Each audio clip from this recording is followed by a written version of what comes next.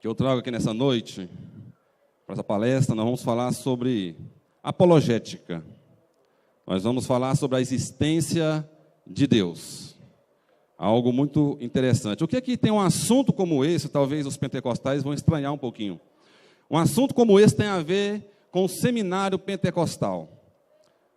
A questão é o seguinte, os pentecostais têm uma maneira diferente, vamos dizer assim, de agir, de cultuar, em relação a outras denominações. Temos aqui os nossos costumes. E às vezes até parece que a gente fica muito assim, muito na fé. Parece que a razão ela está um pouquinho meio que distante de nós. E isso não é verdade. É por isso essa proposta aqui. Demonstrar que nós, pentecostais, além de termos fé, a razão também caminha juntamente com essa fé.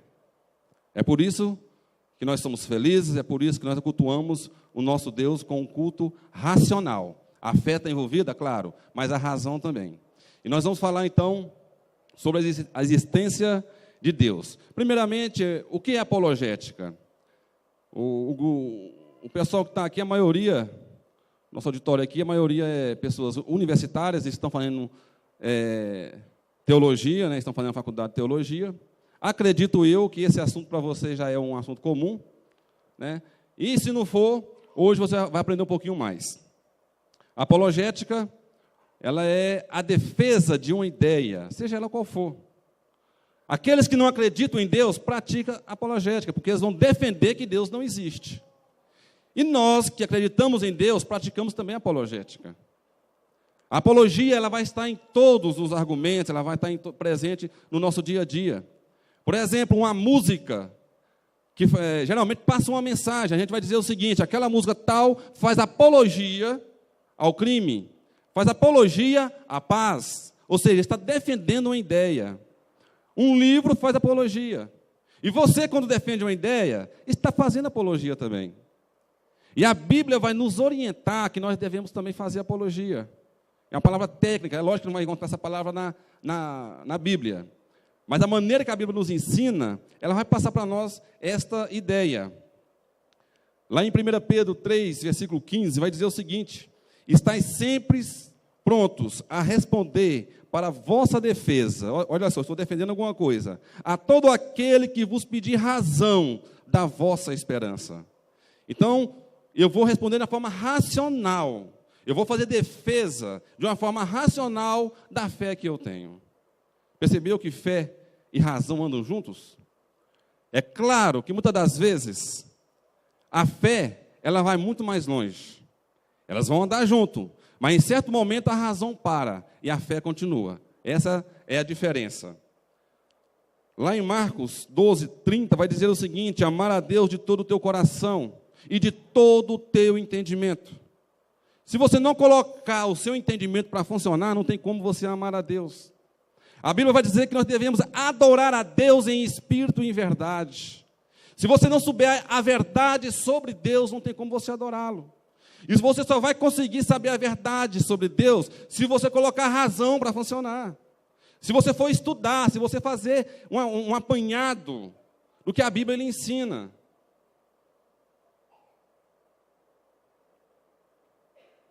Lá em Isaías 1,18, o próprio Deus vai dizer: vinde, pois, e arrazoemos, diz o Senhor. Deus está convidando o povo de Israel para poder usar a razão. E o mesmo vale para nós também. Lá em Romanos 12:1, Paulo vai dizer que nós devemos apresentar um culto a Deus de forma o quê? Racional. A palavra racional vem da palavra grega lógicos. Nessa palavra, não é difícil ver a ideia da lógica e do raciocínio.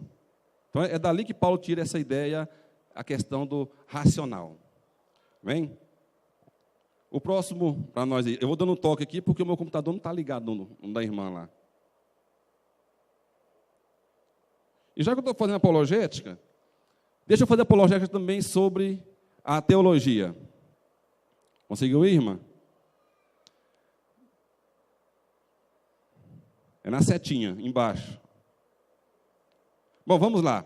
A palavra teologia, se você dividir ela para saber a origem dela, tel significa Deus.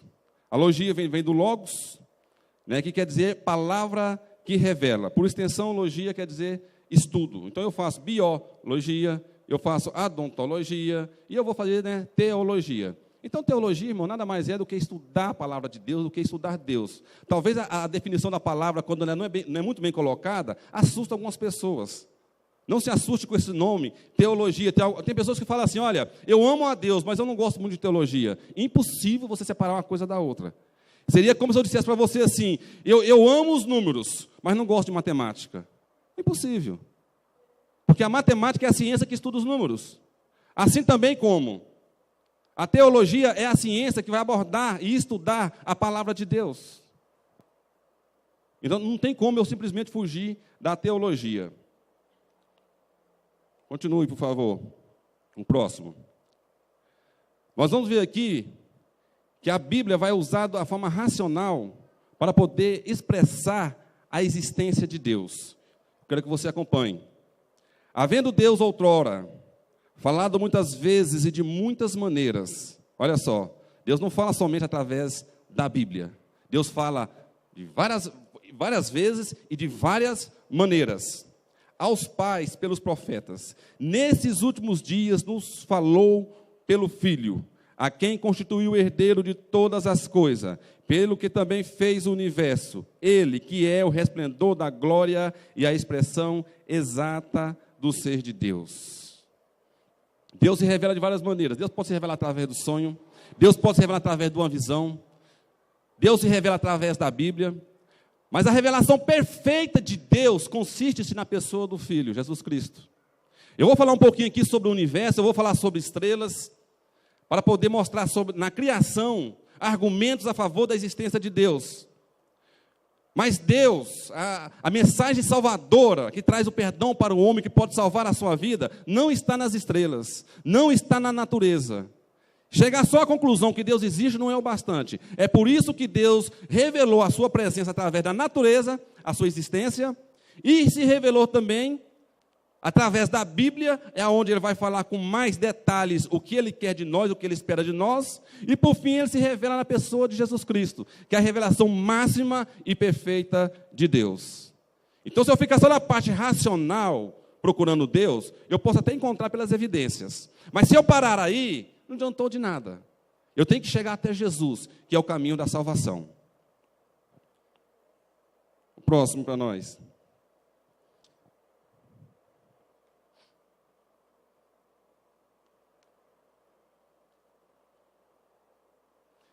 Então está aí.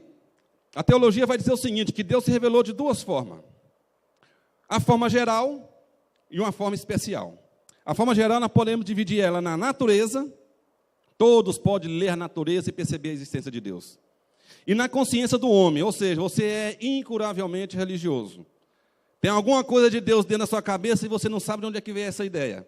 Mas ela está aí dentro e você não consegue apagar. Fala que não é verdade. Ninguém nasce ateu. As pessoas aprendem a ser ateu. Ela se converte ao ateísmo. Mas ser humano nenhum nasce ateu. Nenhum. A ciência prova isso. Então Deus se revela na natureza. Deus se revela na razão, na moral humana, e Deus também vai se revelar através da Bíblia e no seu Filho, Jesus Cristo. O próximo aí para nós, irmã. Paulo e Silas, quando esteve na cidade de Listra, ele vai usar esses argumentos aí para poder pregar a palavra de Deus.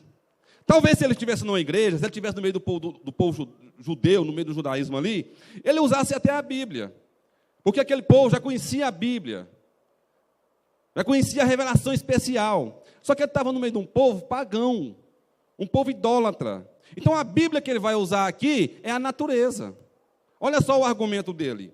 O Deus vivo, que fez o céu e a terra, o mar e tudo o que neles há, o qual nos tempos passados deixou andar todas as nações em seus próprios caminhos. Contudo, não deixou de dar testemunho de si mesmo. Ele mostrou misericórdia, dando-vos chuvas do céu e colheita em sua própria estação, enchendo de mantimento e alegria os vossos corações. Entendeu então que agora Paulo, quando quer revelar Deus, quer falar da pessoa de Deus, a Bíblia que ele usa é a própria natureza. Ele está falando aqui que Deus não deixou de dar testemunho de si mesmo. E em vários outros pontos da Bíblia, em Romanos 1, por exemplo, Vai dizer que o homem é indesculpável, porque Deus se revela a ele através da natureza. Então, todos têm consciência de Deus. É impossível o ser humano falar que Deus não existe. É impossível. A onda de ateísmo, isso é uma coisa moderna, foi na pós-modernidade que praticamente, e no iluminismo, né, de lá para cá, que surgiu essa ideia. Então, o homem sempre teve consciência da existência de Deus. O próximo, irmão. O salmista também vai usar o mesmo argumento da criação. Os céus proclamam a glória de Deus. Ele olha para as estrelas, irmão, e começa a ver Deus. Essa é a verdade. E o firmamento anuncia as obras das suas mãos. Um dia discursa outro dia. Ele fala de uma forma bem poética, né? E uma noite revela conhecimento a outra noite. Não há linguagem, nem há palavras, e deles não se ouve som. No entanto, por toda a terra se faz ouvir a sua voz, e a sua palavra até os confins do mundo. Você quer ver Deus, irmão? Olhe para a natureza, olhe para um inseto, olhe para uma árvore, olhe para o sol, olhe para as estrelas. Tudo reflete a existência de Deus. Isso é bem racional, eu não estou falando de fé aqui. Vamos deixar a fé por enquanto. Lá na frente nós vamos falar um pouquinho sobre ela. E é isso que o salmista está falando, ele está usando essa linguagem para provar, né, as evidências da existência de Deus. O salmista fica maravilhado vendo as estrelas na época dele. Ele não tinha binóculo, ele não tinha luneta, ele não tinha um telescópio Hubble, que nós temos hoje, né? Se ele ficou maravilhado, irmão, muito mais temos nós motivos para ficar. Com a tecnologia que existe hoje e com o que nós podemos observar. Vamos próximo para nós, irmão. Ficou meio apagadinho, irmão, mas isso aí é o sistema solar. O salmista não viu isso aí, não. Paulo também não tinha ideia da existência desse negócio aí, não. Nós podemos olhar e ver o sistema solar em pleno funcionamento. E para quem estuda, e quanto mais estuda, mais você usa, né, a cuca, a razão, mais você vê perfeição. Mais você vê a presença de alguém inteligente por trás dali, fazendo essas coisas funcionarem. Para você ter ideia, vamos tentar raciocinar aqui em questão de tamanho e dimensão. O sistema solar, com toda a sua grandiosidade, o Sol, a estrelinha lá no centro, ela carrega sobre ela 98% da massa de todo o sistema solar. É bem gigante, né? A massa do planeta Terra é tão pequenininha que nem vem ao caso. É um grãozinho de areia perto dos grandes planetas que existem no sistema solar, e em especial do Sol. O próximo, irmão. Eis aí ele, o astro-rei, o Sol, para você ver. Lindo, né? Minha imagem que parece mais clara ainda, fica mais bonita ainda. Para você ter uma ideia, esse Sol que nós achamos tão bonito e tão grande, é uma estrela de quinta grandeza. Quer dizer que existem estrelas muito maiores do que ele. As estrelas maiores, eu estava pesquisando isso, são 2.700 vezes maior do que o Sol. Isso faz do Sol insignificante. Imagina, se o nosso planeta perto do Sol é insignificante, imagina o Sol perto da estrela dessa, imagina nós então. As estrelas, irmãos, elas não estão esparramadas aleatoriamente, elas estão organizadas. Alguém organizou tudo isso aí. E elas estão organizadas em quê? Em galáxias. Próximo aí, irmão, vamos ver uma galáxia. Eis aí a galáxia onde nós residimos, onde nós moramos. Estima-se que na galáxia nossa, segundo o cientista, tem mais de 100 bilhões de estrelas, gigantes como essa aqui. Agora nós ficamos insignificantes mesmo, né? Estou me sentindo um grãozinho de areia, ou menos. Próximo aí, irmãos.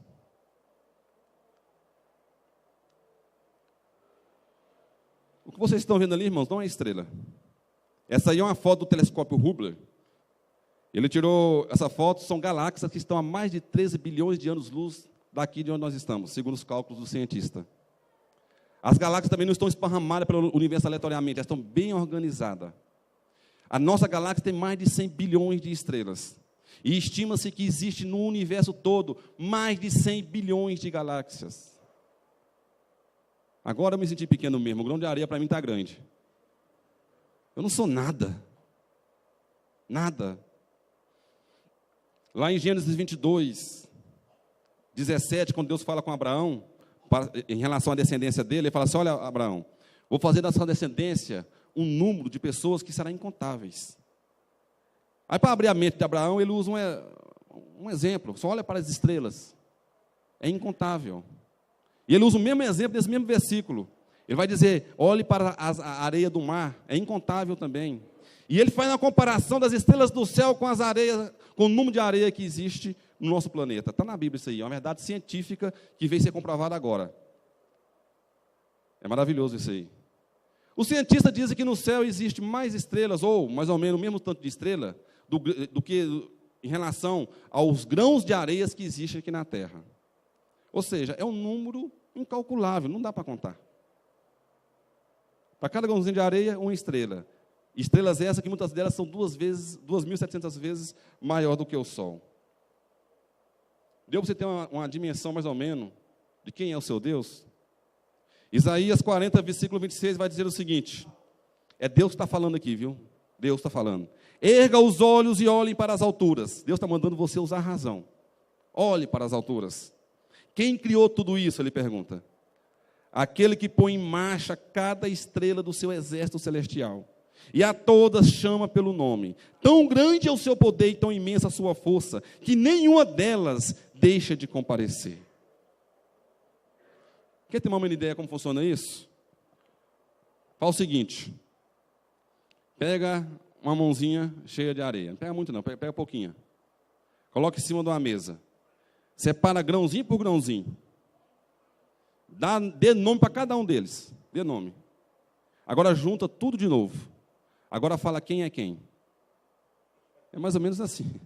Nós estamos falando no pouquinho de areia. Agora imagina fazer isso com toda a areia que existe no planeta Terra. Isso aqui, irmão, a Bíblia, ela vai abrindo a nossa mente de forma racional. Deus quer que você pense. Quando Deus fala que Ele é grande mesmo, é grande. Ele é muito maior que o universo. Ele fala assim que o universo, ele mede com o palmo da sua mão. Quem é esse Deus que nós servimos? Quem somos nós para chegar dentro da igreja e falar assim, Deus, eu exijo. Deus, porque eu quero.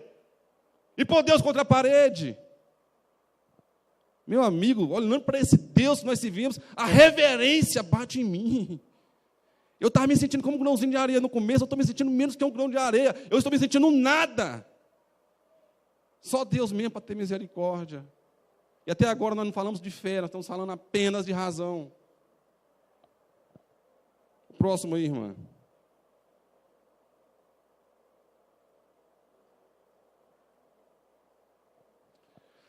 Bom, vamos para a ciência.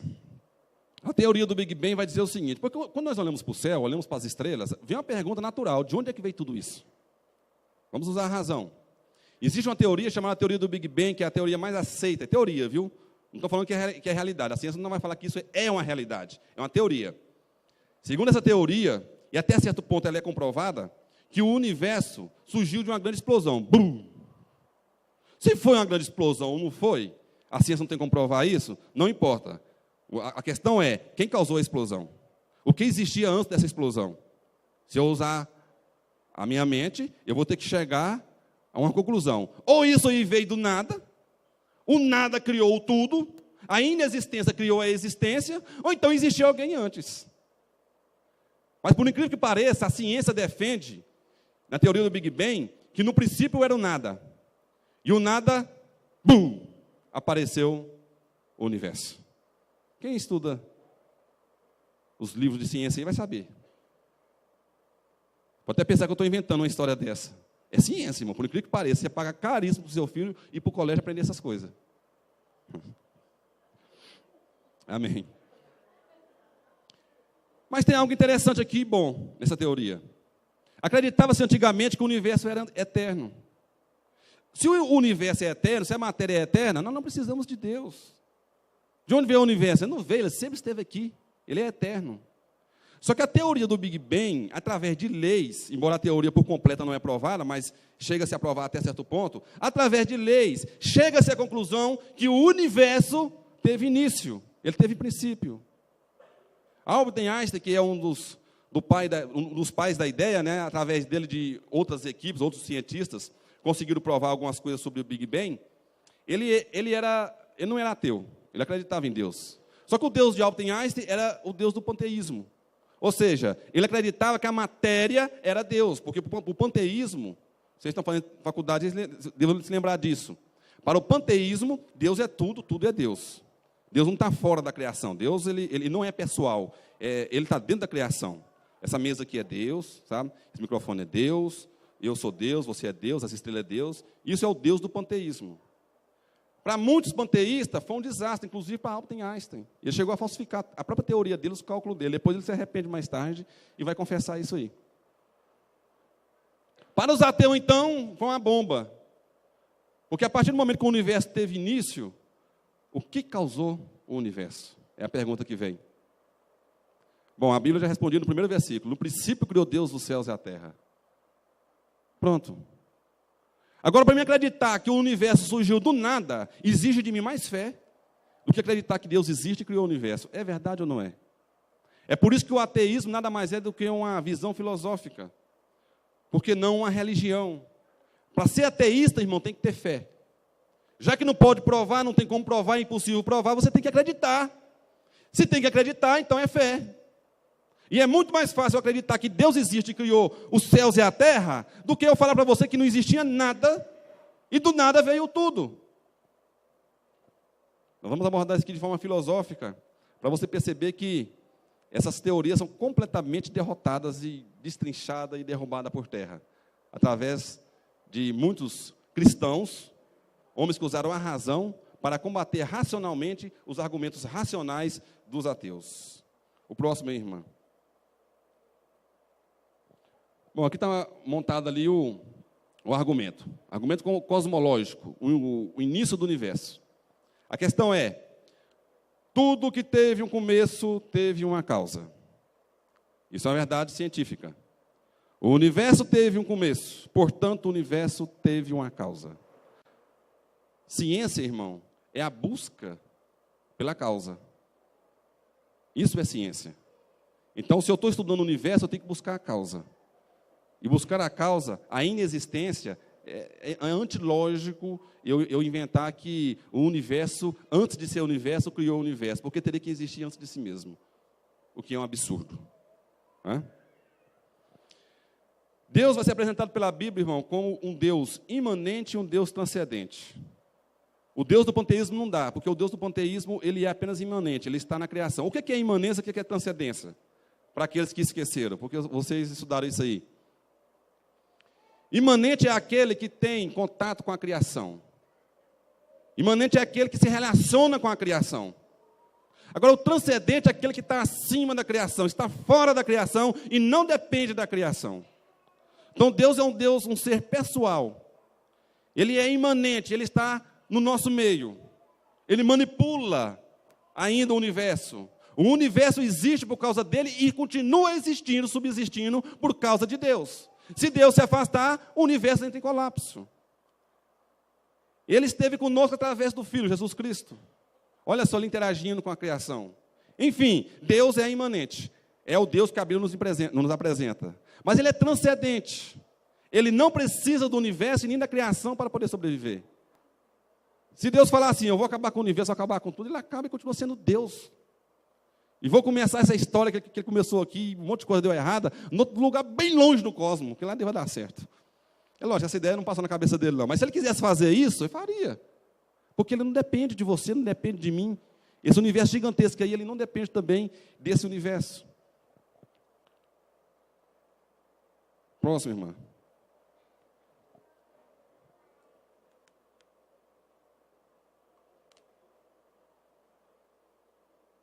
Nós vamos usar, irmãos, raciocínio lógico, como eu disse. Dentre vários raciocínios que nós podemos usar, tem uns aqui que eu acho que não vai dar nem tempo de passar todos, mas vamos trabalhar na exposição das 5 vias de Tomás de Aquino. Quem aqui já ouviu falar em Tomás de Aquino e as 5 vias de Tomás de Aquino?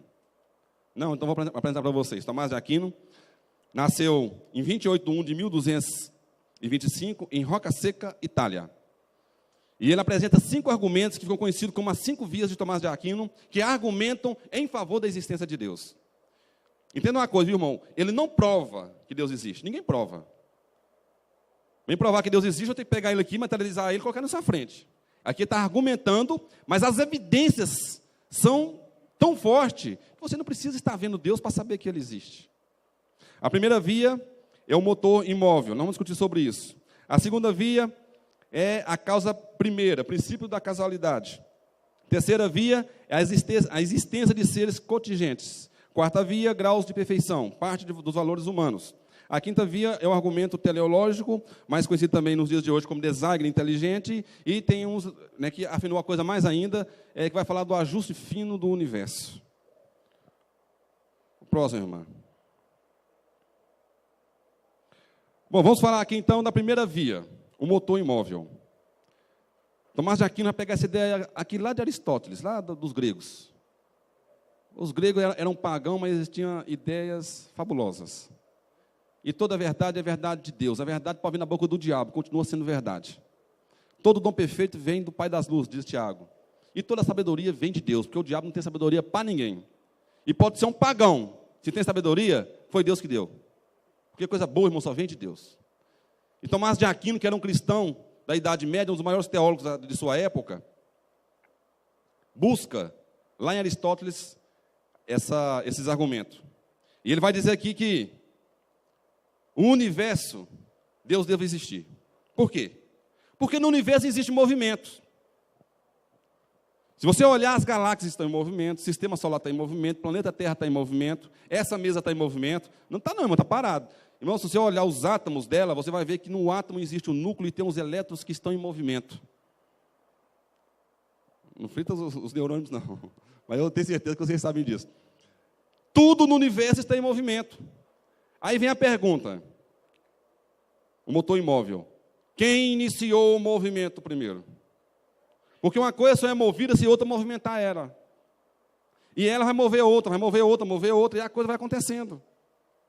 Aí se você falar assim, não, mas o movimento sempre existiu. Bom, aí você vai ter que voltar no infinito para pegar a primeira causa que movimentou. Aqui tem tipo aquele joguinho de dominó. A primeira peça empurra a segunda, empurra a terceira, empurra a quarta e vai embora, né? Vamos imaginar no infinito, vai embora. Mas quem foi o sujeito que empurrou a primeira peça? Porque se não tiver um princípio de movimento, o Big Bang vai falar que teve um princípio, se não tiver o princípio do movimento, eles não estariam movimentando. Se há movimento hoje, é porque em algum ponto, no marco zero, a coisa aconteceu. Aí Tomás de Aquino vai dizer, precisamos de um ser que não foi movimentado por ninguém e que deu início ao movimento que nós vemos. Entenderam? Amém. Acredito que vocês entenderam. Próximo, irmão. A segunda via de Tomás de Aquino, ele vai argumentar a busca da primeira causa, ou o princípio da casualidade. Como eu disse para você, fazer ciência é buscar a causa, o que provocou o quê. Por exemplo, eu pego um rapaz aqui que está doente. Isso é um efeito, não é a causa. O que provocou a doença? Qual o efeito da doença? Eu descubro que é uma bactéria. Bom, a causa da doença é uma bactéria. Aí eu vou, então, estudar a bactéria e vou conseguir interromper a causa. Ou seja, faço um antibiótico que mata a bactéria. Uma vez que eu interrompo a causa, o efeito deixa de acontecer. Eu posso manipular a causa. Entendeu? Então, ciência é isso. O que provocou o quê? O que causou o quê? E Tomás de Aquino vai trabalhar, então, com esse raciocínio. Podemos perceber o sistema de causa e efeito em tudo que se pode se ver na natureza. Porque é impossível que uma coisa seja a causa de si mesma, pois teria que existir antes de si mesma. Coisa que é, né, no caso, inconcebível. Então, quando você olha para a natureza, você vai ver que existe o princípio de causa e efeito. A nossa mente, ela é feita nesse sentido. Quando alguma coisa acontece, você já pergunta logo, o que causou isso? Isso está em toda a natureza. Se eu voltar no infinito, eu vou ter que chegar no momento em que nada estava acontecendo. E alguém deu a causa primária. E esse alguém tem que ser eterno. Se Deus não existe, então eu teria que voltar no infinito buscando a primeira causa. E se eu voltar no infinito, eu nunca vou achar ela, porque o infinito é inalcançável. Então a primeira causa nunca teria acontecido. E como nós estamos vendo causas acontecendo, a explicação aconteceu a primeira causa. É bem parecido com o argumento do movimento. mas vai trazer para nós uma compreensão que Deus necessariamente ele existe. Não é possivelmente existe, não. É necessário que ele exista. É a única forma de explicar a causa e o efeito. Caso contrário, se Deus não é eterno, não existe, então nós vamos ficar no infinito buscando essa primeira causa. E o infinito é inalcançável, já falei. Nunca chegaremos aonde nós estamos. Próxima aí, irmã. Bom, você está olhando ali agora o universo, uma galáxia. O que causou o universo? Ou seja, como se originou tudo isso? Logo concluímos que o universo deve ter tido a primeira causa, ou um criador. Vou voltar lá em Gênesis primeiro. No princípio criou Deus os céus e a terra. Ele é o princípio do movimento, ele é o princípio da casualidade. Ele é a primeira causa. Bom, se o efeito não existir, a causa também não existe. E falar que a causa causou a si mesmo, aliás, que o efeito causou a si mesmo, ele teria que existir antes da existência dele, o que é um absurdo. Então teve que ter uma causa anterior que precedesse ele. Falar que o universo existiu antes do universo existir é falar que o universo, ou seja, falar que o universo causou o universo teria que existir antes do universo existir. Isso também é um absurdo. Logicamente falando, impossível. Então, Deus tem que estar lá. Se Deus não estiver lá, aí nosso neurônio acaba de pifar. A terceira via. A terceira via, ele vai argumentar a existência de seres contingentes. Atesta a necessidade de um ser necessário. Deus é autoexistente, imutável e eterno e necessário. O que é um ser contingente, para que você possa entender, e o ser necessário, na ideia aqui de Tomás de Aquino?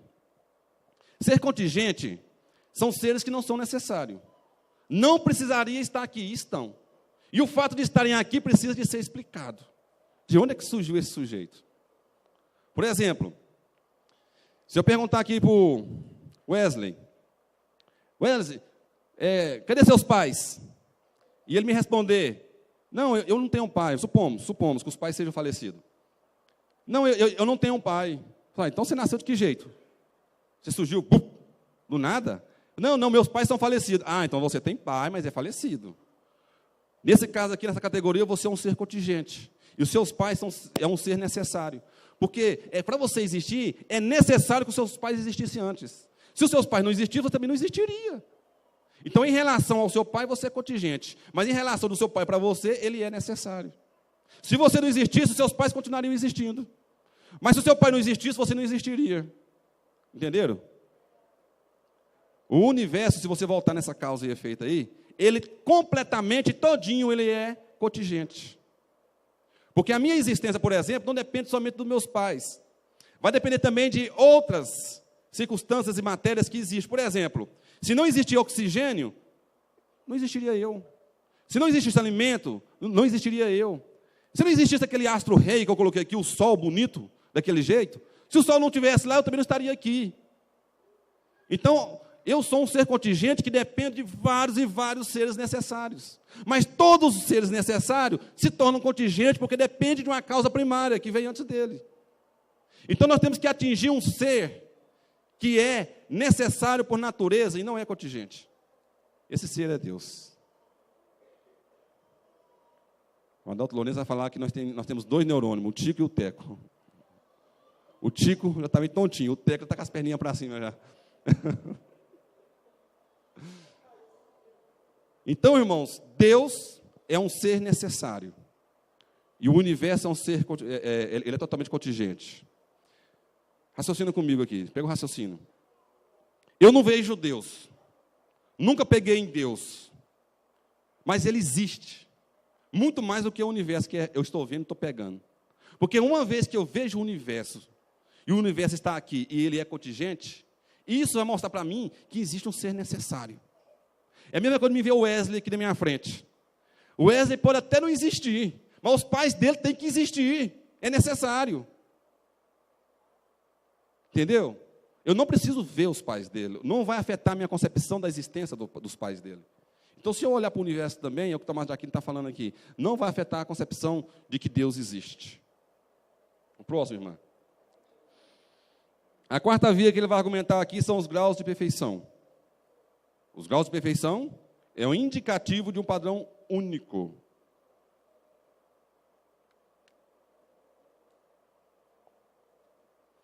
Como que eu vou saber, irmãos?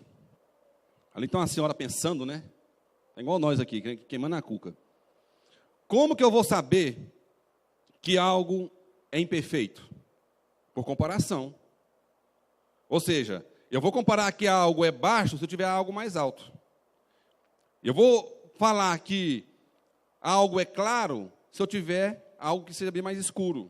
Então é por comparação. Dentro de nós existe as questões morais de paz, amor, justiça. Só que nós sabemos que por mais que nós tentemos praticar isso, todo ser humano tem essa consciência, não precisa ser cristão para isso. Isso é bem razão mesmo.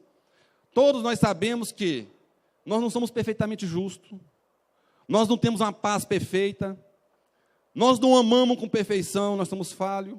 Mas vem cá, para mim falar que eu não amo com perfeição, então fora de mim deve existir alguém que tem um amor perfeito e absoluto. Para mim poder falar que a paz que está comigo não é absoluta, não é a máxima, então fora de mim deve existir isso em algum lugar. Então toda a comparação que eu fizer no universo, seja ela moral, seja ela intelectual, seja qual for, de beleza, eu tenho que ter um padrão máximo. Quem é o padrão máximo? Aí vocês aprenderam, tá vendo? O padrão máximo é Deus. Então, automaticamente, isso me leva para a existência de um ser necessário, que tem todo o padrão possível de bondade, de amor, de misericórdia, e segue a relação de todas as coisas, de beleza, de grandeza. Eu posso falar que o universo é grande. Comparado ao quê? Olha só, fui pego, o chão sumiu debaixo de mim. O universo é grande, comparado ao quê? Se o universo é tudo que muitos por aí conhecem. Eu só posso falar que o universo é grande comparado a alguma coisa maior do que ele. E o que é maior que o universo? É aquele que mede o universo com a palma, né, da sua mão. Esse é maior que o universo. Então Deus necessariamente tem que existir. Razão pura, né, irmão? Vamos agora para a quinta e última via. A quinta via vai usar o argumento teleológico, ou seja, o argumento do design inteligente.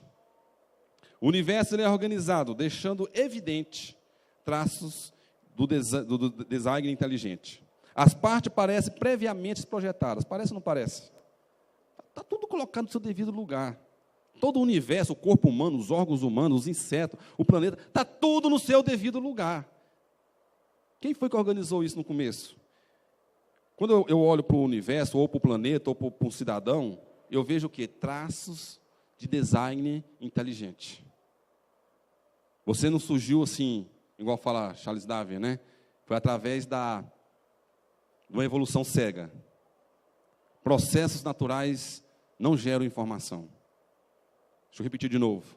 Processos naturais, a casualidade não gera informação. E quando eu olho para o universo, eu vejo informação para tudo quanto é lugar que eu olho. As leis físicas, rotação da terra, chuva, certo? Tudo tem informação. Ou seja, tem um design inteligente. As partes parecem previamente projetadas para cooperar com o todo e alcançar um objetivo maior que beneficie todo o sistema.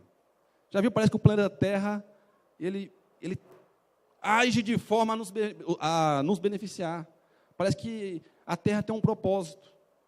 É igual uma máquina, né, que funciona com um propósito específico para atingir um resultado comum. Os órgãos do seu corpo trabalham em conjunto com um propósito único, beneficiar o corpo todo.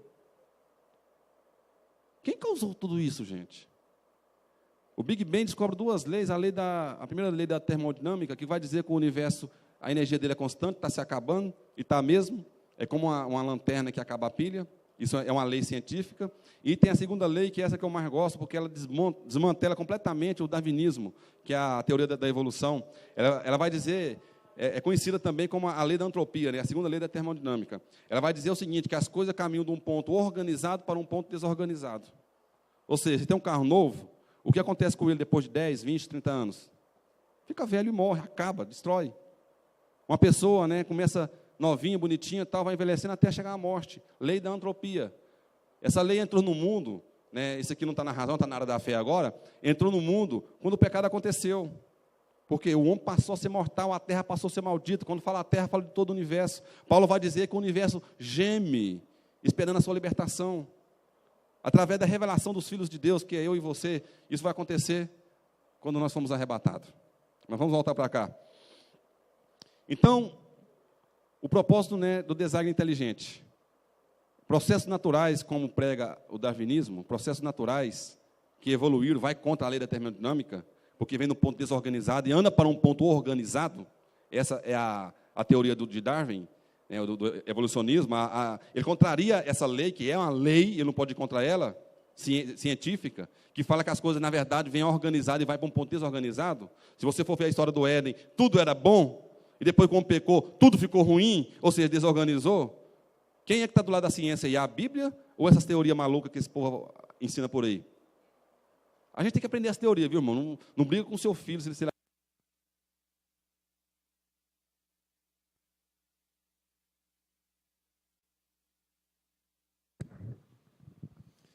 Tem que aprender teoria, irmãos, apenas para passar na faculdade. Mas isso não passa de especulação. Não tem provas. Ok? Próximo aí, irmão. Vamos trabalhar na prática aqui para abrir um pouquinho mais a mente. Eu falei que processos naturais não geram... Não, volta. Processos naturais não geram informação. Você está vendo ali pinturas rupestres. Tem um elefante, tem uns hominhos ali com as flechinhas, estão caçando um elefante, tem dois aqui fazendo a fogueirinha, está longe, está difícil de ver. Mas são pinturas rupestres. Se você chegasse numa ilha, aí você falasse assim, olha, aqui nunca pisou nenhum ser humano. Por quê? Você vai chegar a essa conclusão. Não tem design inteligente, não tem... Tudo coisas naturais. E processos naturais não geram informação. Mas aí você, de repente, vê essas pinturas, bem rústicas mesmo, bem simples. Você, epa, essa ilha já foi habitada há algum tempo. Por quê? Porque eu estou vendo sinais de design inteligente. Coloca... Isso tem a ver com o quê? Com o grau de complexidade. Isso aqui tem a ver com propósito. Isso também tem a ver o seguinte, mesmo que você não estivesse lá, para ver os hominhos pintando esse negócio, não afeta o teu raciocínio, que de fato alguém esteve lá fazendo isso. Vamos pegar uma coisa agora mais complexa. Coloca o próximo, irmão. Aqui tem uma complexidade ainda maior. Supondo que você está andando pela areia. Só aqui nunca veio ninguém. Não tem design inteligente ali. Você não está vendo nada que demonstre que o ser humano passou por ali, ou alguém inteligente passou por ali. Aí você acha um relógio na areia. Aí você pergunta, de onde veio esse relógio? Aí você vai concluir, talvez forças cegas o criaram, veio do nada, parou aqui por acaso, pura casualidade. A inexistência criou esse relógio e jogou ele aqui. Não dá certo. Você vai concluir que em algum lugar existe um relojoeiro, que fabricou o relógio, mesmo que você não conheça e nunca viu o relojoeiro. E esse relógio, alguém perdeu ele e ficou aqui na areia. Está vendo a fotinha do relógio? Queria achar um desses. O que eu quero dizer aqui? Se a verdade para a pintura rupestre é verdade, muito mais verdade ainda é para o relógio. Porque o relógio é mais complexo do que a pintura rupestre. Vocês concordam? A pintura rupestre que nós vimos ali é só umas figurinhas. O relógio é muito mais complexo. Se a verdade que alguém pintou lá aquelas pinturinhas, é muito mais verdade ainda que alguém fabricou esse relógio. Questão de lógica. Agora vamos pôr um C bem interessante aqui. O próximo aí, irmão. O que você está vendo aí? O ser humano, né? Um casal aí bem romântico, bem bonito. Olha que visão maravilhosa. Eu não vou falar do ser humano, não, irmão. É muita complexidade para mim. Vamos pro próximo, irmão. Eu vou falar só de uma célula. Aquele ser que você viu lá, ele tem mais de 100 bilhões desse negocinho aí. Processos naturais não geram informação. Lembra do princípio. Aquela tirinha que você está vendo ali está no núcleo da célula. Aquilo dali é o DNA. Se você conseguir tirar ele do jeito que nós tiramos aí no desenho, né? E colocar ele em linha reta, ele vai dar 2 metros de comprimento por 2 nanômetros de espessura. E ali está codificado tudo aquilo que aquele ser humano é. É o código genético dele. Você já ouviu falar sobre genética? Você sabe do que eu estou falando. Se você pegar o animal mais simples que existe na Terra, as amebas, seres unicelulares, e se você estudar o DNA deles, Existe informação no DNA de uma ameba que dá para preencher milhares de enciclopédias britânicas. É um volume de livros gigante. Pra vocês terem uma ideia. Agora, para me falar para você que a ameba, não vou falar do ser humano, não que eu falei, o ser humano é complexo, mas a ameba surgiu por acaso, e todo esse complexo de design que está na célula dela, no DNA dela, surgiu por acaso, seria o mesmo que eu dizer o seguinte, que a Bíblia Sagrada, ou um outro livro qualquer, não importa, qualquer livro, o sujeito, quando foi escrever, sabe como que ele fez? Ele pegou um monte de letrinha, jogou de cima de um prédio, num dia que estava ventando bastante, aí as letrinhas caíram uma atrás da outra, toda arrumadinha, e construiu o texto. É possível isso acontecer? Claro que não. Então, se é impossível que um só livro se escreva, né, através da casualidade, a casualidade não gera informação, muito mais impossível ainda é algo assim surgir por acaso, através de forças cegas. Alguém está manipulando aquilo dali, irmão, quando ele fez. E é tão interessante que uma célula, antes de morrer, ela fabrica outra igual. E passa o código genético para frente. Viu a complexidade da coisa? Tomás de Aquino, ele não conhecia isso aqui. Ele vai falar do design inteligente. Mas hoje, como nós conhecemos, muito mais ainda nós podemos nos maravilhar. Estou terminando, irmãos. Não dorme não, e nem desiste de mim, por favor. O planeta Terra, irmãos. O físico Freeman Dyson, meu inglês está meio enferrujado, me desculpe, porque eu não sei falar mesmo, disse uma vez o seguinte: quanto mais examino o universo e estudo os detalhes da sua arquitetura, mais provas encontro de que o universo sabia que nós íamos chegar. Um físico, ele começa a examinar o universo. E quanto mais ele examina, mais ele vai chegar à conclusão: rapaz, o universo sabia que nós íamos chegar, que não pode uma coisa dessa. Você nasce num planeta desse aqui, irmão, onde tem tudo o que você precisa. Como foi que aconteceu isso? Até parece que alguém sabia que eu ia chegar e preparou tudo. Põe o próximo aí, irmão. Imagina. Vamos pôr o próximo. Imagina, você chega num quarto aqui. Vamos usar essa simbologia aqui para poder entendermos melhor. Você chega no quarto. Alguém, e não o quarto, sabia que você ia chegar. Por quê? O quarto está arrumadinho. Tem a comida que você quer. Tem a roupa que você usa. Tem os livros que você gosta. Tem os filmes que você gosta de assistir. Tem lá as bebidas que você, né, os refrigerantes, né, que tem bebida, refrigerante que você gosta de beber. Enfim, o quarto tem tudo que você precisa, tudo que você quer. Aí você fala assim: não, por acaso aquilo ali aconteceu. Não, irmão, alguém sabia que você ia chegar. E quando você está aqui nesse planeta também, que está tudo arrumadinho, com o propósito de sustentar a vida aqui, com certeza a conclusão lógica é: alguém sabia que nós íamos chegar. Alguém pessoal que tem entendimento, que tem sabedoria e que tem propósito. E o propósito era manter a vida da humanidade aqui na Terra. Sobre o ajuste fino do universo, vou pular isso aqui porque o argumento é o mesmo. Próximo, irmão. Aqui nós entraríamos já em outros argumentos. Como eu disse para vocês, eu separei vários. Eu pensei assim, né, se eu der conta, eu falo todos. Se não, então eu separei vários. Eu vou parar por aqui porque o tempo se foi. Mas o assunto é bom e tem centenas de argumentos iguais a esse que eu estou apresentando. Tem centenas, irmãos. A própria idolatria, para você ter uma ideia, a própria idolatria vai atestar que Deus existe. Porque a idolatria é a cópia de quê? Ela é uma cópia fajuta, vamos dizer assim, de um original. Você já viu alguém piratear algo que não existe? Se eu vou piratear, é porque em algum local deva ter o original, certo? A idolatria é a pirataria de Deus. Deus é o original. Então, a própria idolatria, ela é nossa aliada nesse sentido. Racionalmente falando, Deus existe, olhando para a própria idolatria. Ai, com vontade de falar mais, mas não tem jeito mesmo. Irmãos, para poder fechar, Deus, eu já te disse, no começo aqui, Ele não está, no sentido assim, nas estrelas. Não é essa a revelação que nós temos que buscar.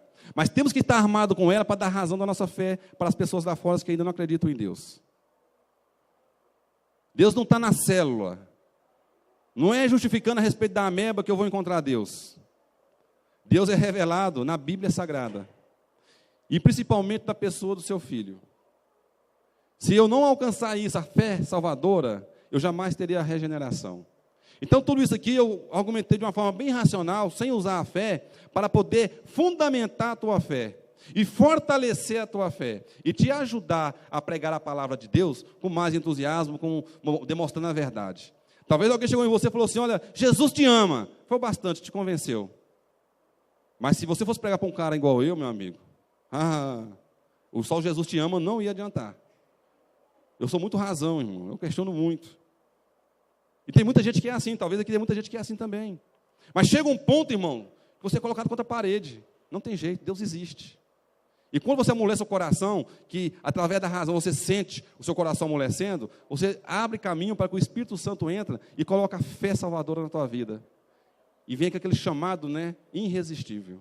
Amém? Agradeço a vocês, irmãos, que vieram, já falei isso aí. Amanhã, não se esqueça, estaremos lá na igreja do Balneário, ouvindo o doutor Augusto Nicodemos. Hoje foi só para abrir o aperitivo, tá? Todos vocês estão convidados para logo mais estar lá conosco. Amanhã. Bom, Tiago. Deus continue abençoando o irmão Eudes. É muito bom ouvi-lo. Muito bom mesmo. Eu quero convidar a equipe de louvor lá do pastor Antônio Peperari, no Balneário. Está louvando ao Senhor. E logo após nós vamos estar já passando ao pastor da igreja, pastor Gerson Miguel. Eu quero convidar você, por favor, ficar de pé.